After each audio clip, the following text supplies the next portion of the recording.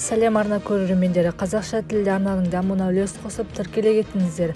Астанада Қазақстанның экс-президенті Нұрсұлтан Назарбаевтың күйеу баласы Тимур Құлыбаевтың сенімді серіктесі әрі жас кәсіпкер Марат Әбиевтің ықпалымен бастау алған жиынның соңы митингке ұласты. Ақырында Марат Әбиевті полиция ұстап әкетті. Бұл жайлы Адырна ұлттық порталы хабарлады. Тимур Құлыбаевтың сенімді серіктесі Марат Әбиевтің Генесис атауымен басталған үлкен жиыны шеруге ұласты.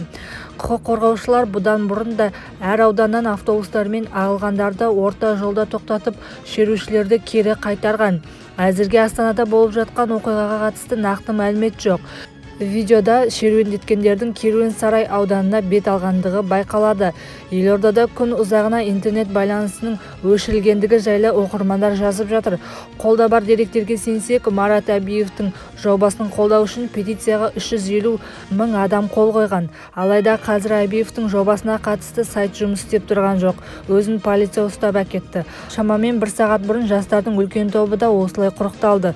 Ұсталғандардың бетінде қызыл бандалар, қолдарында дауыс ұлғайтқыш құралдар болған. Көтеріліс себептері белгісіз. Полицейлер қала көшелерін әлі торуда. Интернет байланысы қалпына келтірілді. Басты фотоның авторы Тамара Валь.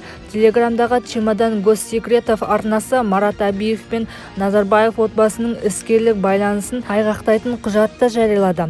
Құжатта Марат Әбиевтің басшы ретіндегі Анипа Әбішеваның серіктес ретіндегі қарым-қатынасы көрсетілген.